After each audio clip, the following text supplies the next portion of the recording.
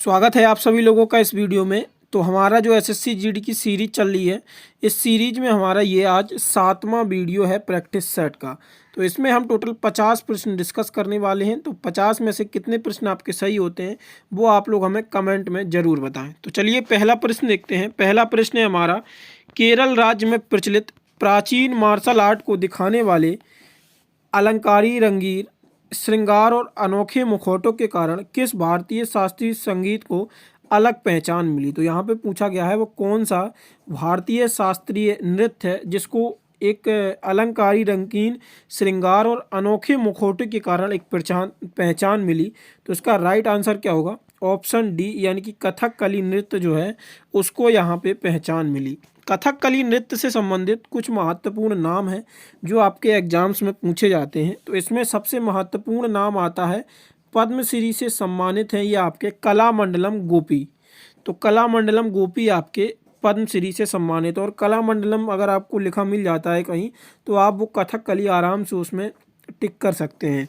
इसमें हम नाम बताते हैं आपको, कलामंडलम गोपी, कलामंडलम कृष्ण नायर, कलामंडलम उन्नी कृष्ण नायर और कलामंडलम हैदर अली, कलामंडलम रानी कूट नायर। ये आपके कथकली नृत्य के प्रमुख प्रतिपादक हैं जो अक्सर आपके एग्जाम्स में पूछे जाते हैं। चलिए अगला प्रश्न देखते हैं। अगला प्रश्न है, ऐसी बस्ती जिनमें घर पास पास बने होते हैं डैश कहलाती हैं।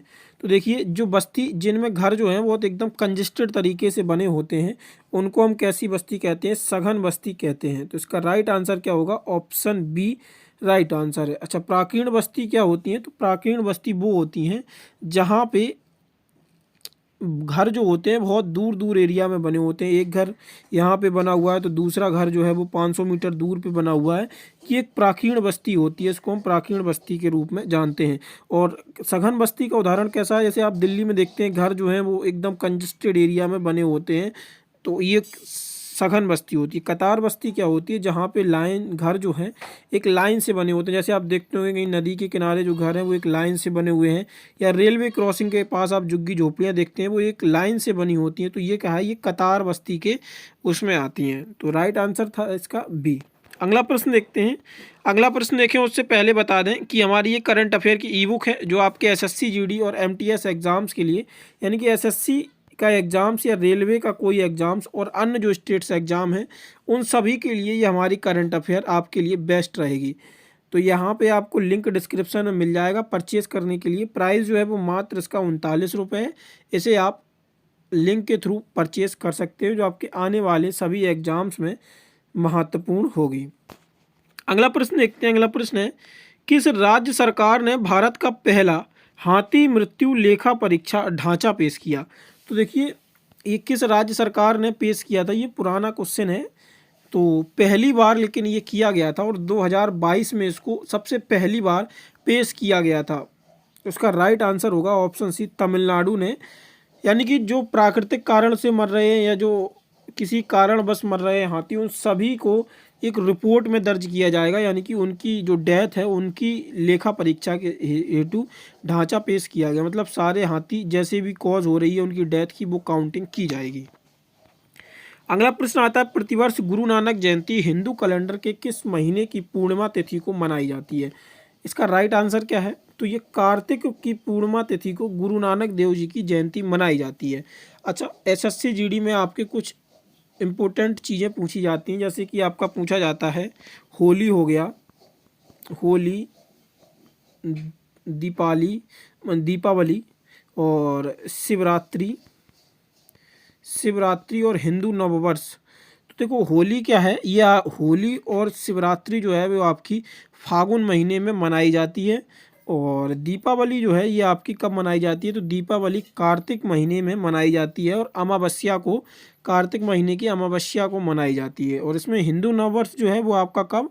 तो चैत्र माह, अगर अंग्रेजी महीने के हिसाब से देखें तो मार्च के लास्ट में और अप्रैल के एंडिंग में हम हिंदू नववर्ष मनाते हैं जो कि चैत्र माह में। ऐसी कुछ और अन्य हिंदू कैलेंडर से आपके पूछे जाते हैं, वो हम आगे आने वाले वीडियोज़ में डिस्कस कर लेंगे।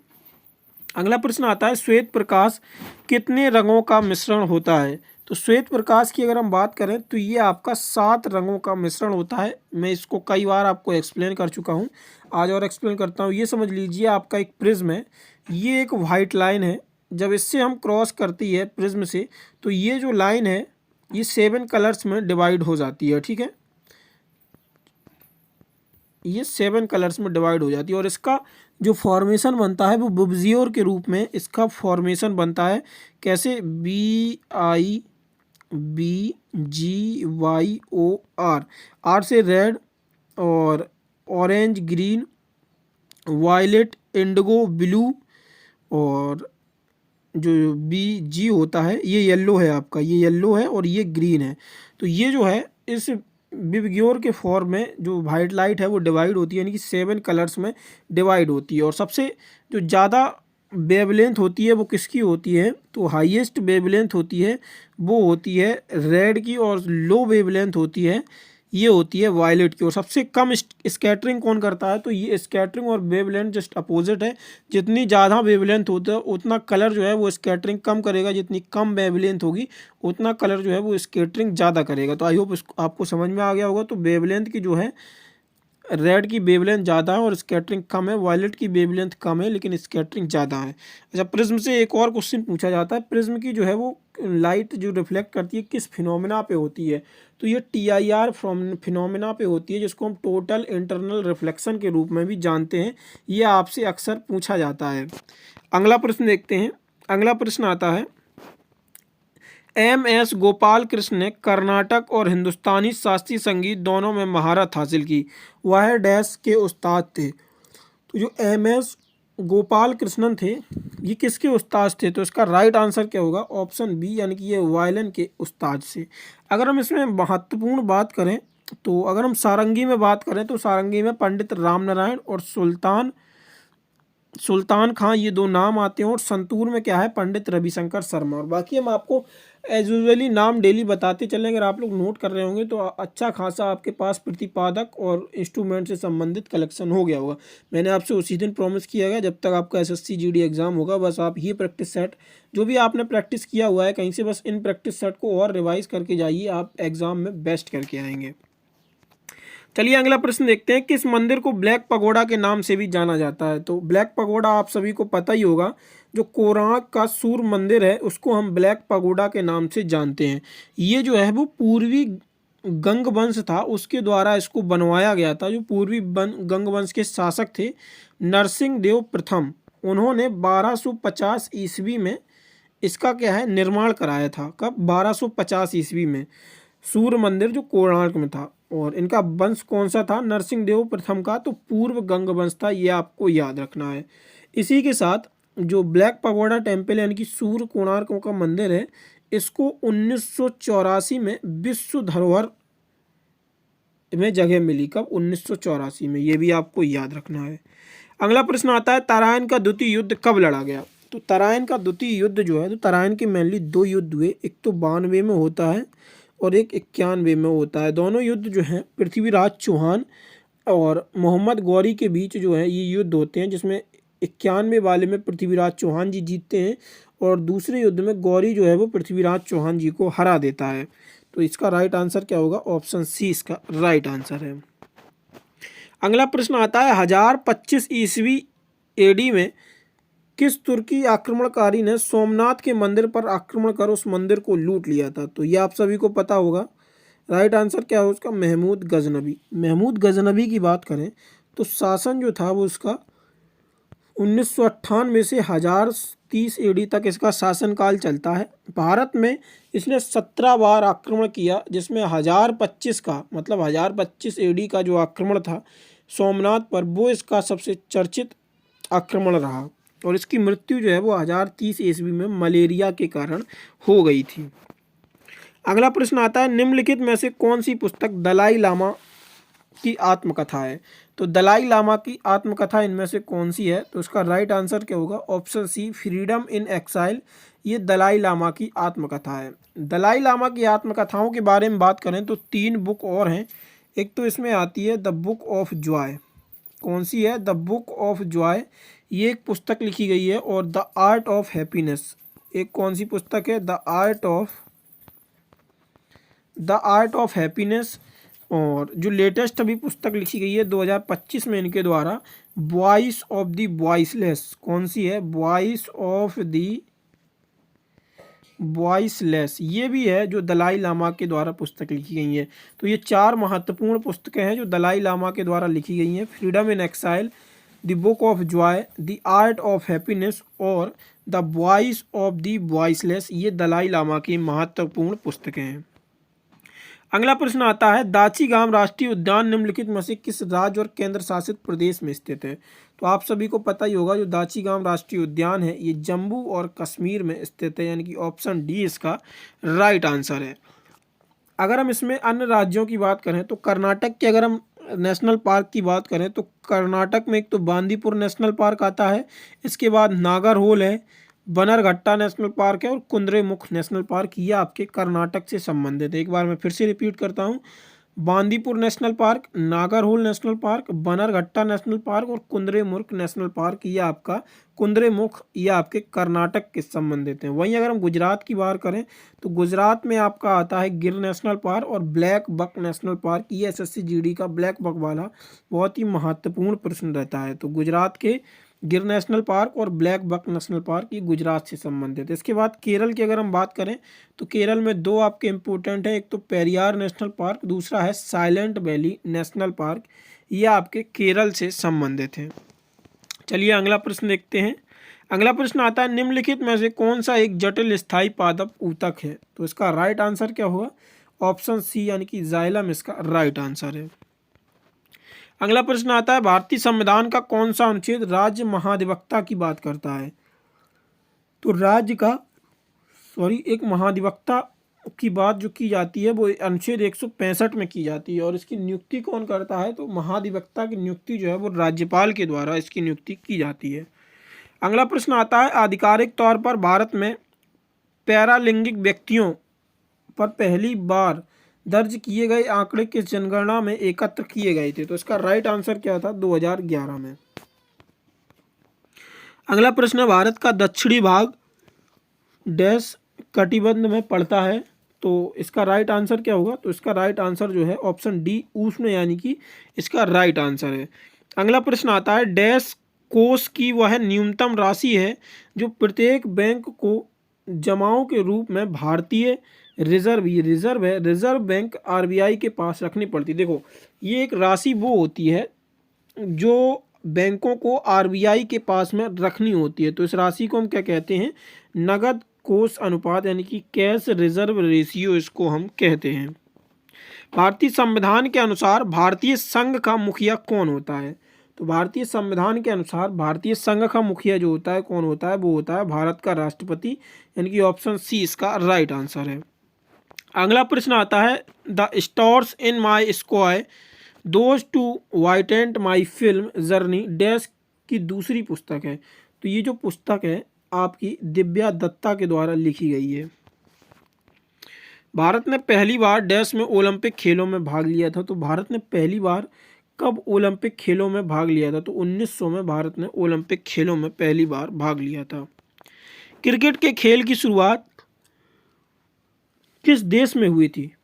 ऑप्शन डी सरल आंसर है इसका, इंग्लैंड। अगला प्रश्न आता है, निम्नलिखित स्वतंत्रता सेनानियों में किसे आधुनिक भारत का जनक माना जाता है? तो आधुनिक भारत का जनक जो है वो राजा राममोहन राय, यानी कि ऑप्शन डी इसका राइट आंसर होगा। अगला प्रश्न आता है, मानव विकास सूचकांक एचडीआई रिपोर्ट 2025 में भारत का रैंक क्या है? तो इसका राइट आंसर क्या है? 130वीं रैंक है भारत की ह्यूमन डेवलपमेंट इंडेक्स, यानी कि मानव विकास सूचकांक में। अगला प्रश्न है, महासागर की औसत लवणता डैश प्रति 1000 ग्राम है। तो इसकी जो औसत लवणता अगर हम मापें तो इसकी जो है 35% भाग प्रति 1000 ग्राम निकल के आती है। ग्रेडेड रिस्पॉन्स एक्शन प्लान का मुख्य उद्देश्य क्या होता है? तो इसका जो उद्देश्य होता है इस प्लान का वो वायु प्रदूषण को नियंत्रित करना इसका मुख्य उद्देश्य होता है। अगला प्रश्न देखते हैं, निम्नलिखित में से किसने चटगांव सत्याग्रह छापा या चटगांव विद्रोह का नेतृत्व किया था? तो आप सभी को पता होना चाहिए जो चटगांव विद्रोह था इसका नेतृत्व जो है वो सुकुमार सेन जी के द्वारा इसका नेतृत्व किया गया था। मिट्टी की किस परत में ह्यूमंस की सांद्रता सर्वाधिक होती है? तो इसका राइट आंसर क्या है? शीर्ष मृदा। शीर्ष मृदा में जो है वो ह्यूमस की सांद्रता जो है वो सबसे अधिक देखने को मिलती है। किस घटना के बाद महात्मा गांधी ने फरवरी 1922 में असहयोग आंदोलन वापस ले लिया था? तो 1922 में महात्मा गांधी के द्वारा असहयोग आंदोलन वापस ले लिया गया था। तो ये कौन सी घटना हुई थी? तो चौरी चौरा घटना जो हुई थी, उस घटना के बाद महात्मा गांधी ने ये अपना जो असहयोग आंदोलन था वो वापस ले लिया था। अगला प्रश्न आता है, निम्नलिखित में से कौन सी नदी नर्मदा नदी की सहायक नदी है? राइट आंसर क्या होगा? तवा नदी। तवा नदी जो है वो नर्मदा की सहायक नदी है। ये हम ड्रेनेज सिस्टम का एक आपको अलग से वीडियो करा देंगे। जितने भी प्रश्न आपके बने हुए हैं प्रीवियस ईयर में वो तो सारे आप आसानी से उसको कर पाएंगे। 1-2 दिन में हम आपका एक पूरा ड्रेनेज सिस्टम का वीडियो लेकर आएंगे। उसके बाद ही आप सारे ड्रेनेज सिस्टम के प्रश्न आसानी से कर पाएंगे। निम्नलिखित में से कौन सा संस्मरण पूर्व प्रधानमंत्री डॉक्टर मनमोहन सिंह पर आधारित है? तो इसका राइट आंसर क्या है? तो 29 का जो राइट आंसर है द एक्सीडेंटल प्राइम मिनिस्टर। ये जो है मनमोहन सिंह पर आधारित एक संस्मरण था। मीनल ने शनि के सबसे बड़े चंद्रमा पर एक निबंध लिखा है, वह निम्नलिखित में से कौन सा चंद्रमा है? तो ये एक प्रश्न पूछा गया था। ये पुराना प्रश्न है आपका। एक्चुअली ये जो प्रश्न है ये 2022 में ही आपका प्रश्न पूछा गया था। वो और एक हाथी वाला, ये 2022 के प्रीवियस ईयर में प्रश्न आपके एसएससी जीडी में पूछे गए थे। तो सबसे बड़े चंद्रमा पर, शनि के सबसे बड़े चंद्रमा पर निबंध लिखा है। तो बेसिकली ये पूछा गया था कि शनि का सबसे बड़ा चंद्रमा कौन सा है? तो आप सभी लोगों को पता होना चाहिए, टाइटन इसका नाम है। अगला प्रश्न आता है, निम्नलिखित में से कौन सा त्यौहार गौतम बुद्ध की जयंती के रूप में मनाया जाता है? तो गौतम बुद्ध की जो जयंती है उसके रूप में ये त्यौहार जो मनाया जाता है वो बैसाख मनाया जाता है। अगला प्रश्न आता है आपका, निम्नलिखित में से कौन सी जनजाति भारतीय यूरोपीय भाषा परिवार से संबंधित है? तो राइट आंसर क्या होगा? भीली जाति। भीली जनजाति जो है वो भारतीय यूरोपीय भाषा परिवार से ही आपकी संबंधित है। कुर्मी, कांटा, सिंताई, उकेमी शब्द का संबंध किस खेल से है? तो इसका राइट आंसर क्या होगा? जूडो। अगला प्रश्न आता है, किस प्रसिद्ध शासक को अशोक के नाम से जाना जाता है? तो अशोक के नाम से किसको जाना जाता था? कनिष्क को। निम्नलिखित में से किस भारतीय नृत्य शैली का संबंध उड़ीसा से है? तो उड़ीसा आपको पता ही होना चाहिए, उड़ीसा का संबंध जो है वो छऊ नृत्य से है। अगर छऊ नृत्य को आप लोग मुझे कमेंट में बताएंगे कि शास्त्रीय नृत्य में तो नहीं जगह दी गई है, लेकिन जो संस्कृति मंत्रालय है वो छऊ नृत्य को भी शास्त्रीय नृत्य मानता है। तो वो कौन से नंबर का मानता है? तो ये आप लोग जरूर बताएंगे। निम्नलिखित में से कौन सा विज्ञान की आवर्त सारणी का एक उत्कृष्ट रासायनिक तत्व है? तो इसका राइट आंसर क्या होगा? ऑप्शन सी, हीलियम। तालीकोटा का युद्ध कब लड़ा गया? तो तालीकोटा का जो युद्ध है वो 1565 में लड़ा गया था। फीफा विश्व कप डैश खेल से संबंधित है? तो ये फुटबॉल से संबंधित है। मुस्लिम महिला विवाह अधिकार संरक्षण अधिनियम 2019 में एक बार में 3 तलाक कहकर दिए गए तलाक को शून्य और अवैध घोषित करके यह मौलिक रूप से 3 तलाक देने वाले पतियों के खिलाफ डैश की कैद की सजा, मतलब जो 3 तलाक, एक बार में 3 तलाक देने के बाद शादी का संबंध था वो जो ख़त्म हो जाता था वो उसमें कितने वर्ष की सज़ा का प्रावधान रखा गया है, इसमें ये क्वेश्चन पूछा गया था। तो इसका राइट आंसर क्या था? तो 3 वर्ष इसका राइट आंसर है। अगला प्रश्न देखते हैं। अगला प्रश्न है, भारत के केंद्र शासित प्रदेश का प्रशासन कौन चलाता है? तो केंद्र शासित प्रदेश का जो प्रशासन चलाया जाता है ये किसके द्वारा चलाया जाता है? तो ये राष्ट्रपति के द्वारा ही चलाया जाता है। निम्नलिखित में से कौन सा जनसंचार यानी कि मास मीडिया का एक उदाहरण नहीं है? मास मीडिया का इनमें से उदाहरण नहीं है। आप बता सकते हैं समाचार पत्र, रेडियो, टेलीविजन। घर घर जाकर अभियान करना, तो ये आपका राइट आंसर होगा।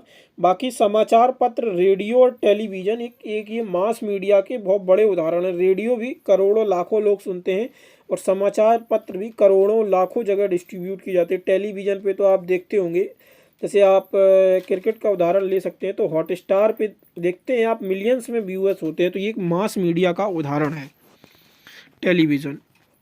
निम्नलिखित में से कौन सी विटामिन हमारे हड्डियों और दांतों के लिए कैल्शियम का उपयोग करने में शरीर की सहायता करती है? तो इसका राइट आंसर क्या होगा? ऑप्शन डी यानी कि विटामिन डी इसका राइट आंसर है। अगला प्रश्न देखते हैं। अगला प्रश्न आता है, केंद्रीय पेट्रोलियम और प्राकृतिक गैस मंत्री हरदीप सिंह पुरी ने अक्टूबर 2022 में एशिया के सबसे बड़े सब्टित जैव गैस संयंत्र का उद्घाटन किया। तो ये कहाँ पे उद्घाटन किया गया था? पंजाब में इसका उद्घाटन किया गया था। अगला 2011 की जनगणना के अनुसार भारत की जनसंख्या का लिंग अनुपात कितना था? तो ऑप्शन डी यानी कि 943 ये रेशियो था पर हजार पुरुषों पर। रोमांसिंग विथ लाइफ सदाबहार अभिनेता डैश की आत्मकथा है। तो ये किसकी आत्मकथा है? देव आनंद की आत्मकथा है। अगला प्रश्न आता है, रंगून में जेल भेजे गए अंतिम मुगल सम्राट। रंगून की जेल में भेजे गए अंतिम मुगल सम्राट कौन थे? तो ये थे बहादुर शाह जफर। अगला प्रश्न है आपका, वास्तुकला की इस्लामी शैली को डैश के नाम से भी जाना जाता है। तो वास्तुकला है उसकी इस्लामी शैली जो थी उसको हम किस नाम से? तो आलिम शैली के नाम से भी हम इसको जानते हैं। भारतीय संविधान का कौन सा भाग केंद्र शासित प्रदेशों की बात करता है? तो जो भाग 8वां है वो केंद्र शासित प्रदेशों की बात करता है। सभी मनुष्यों की कोशिकाओं के केंद्रक में गुणसूत्र के जोड़े होते हैं। तो ये कितने जोड़े मिलते हैं हमें? 23 पेयर्स मिलते हैं। टोटल 46 क्रोमोसोम्स होते हैं, ये 23 पेयर्स में बने होते हैं। अर्थव्यवस्था में कितने प्रकार की राजस्व प्राप्ति विद्यमान है? तो अर्थव्यवस्था में जो राजस्व प्राप्ति हैं दो हैं। एक तो इन्वेस्टमेंट से होती है, एक डिसइन्वेस्टमेंट से होती है। वो हम एक दिन माइक्रो इकोनॉमिक्स और मैक्रो इकोनॉमिक्स के जो टॉपिक समझाएंगे तो उसमें हम आपको ये बताएंगे। अगला है आपके लिए प्रश्न है, हेमिस पर्व मुख्य रूप से डैश में मनाया जाता है। तो हेमिस पर्व कहाँ मनाया जाता है? लद्दाख, चंडीगढ़, पुडुचेरी और लक्षद्वीप में। यह आप लोग हमें कमेंट में ज़रूर बताएं। और पिछले वीडियो में हमने आपसे पूछा था कि भारत में पहली संपूर्ण जनगणना कब कराई गई थी? तो 1881 में भारत की पहली संपूर्ण जनगणना कराई गई थी। साथ ही में ये करंट अफेयर की ई बुक है और इसके साथ स्टैटिक जीके आपको पता ही होगा एसएससी जीडी में स्टैटिक जीके का क्या वेटेज है। तो इस हिसाब से भी आप दोनों यानी कि करंट अफेयर और स्टैटिक जीके दोनों ई बुक बाई कर सकते हैं। और एप्लीकेशन पे अब पूर्णतः ऐड हटा दिए गए हैं और आप लोगों के लिए टेस्ट और ई बुक वहाँ पर भी उपलब्ध है।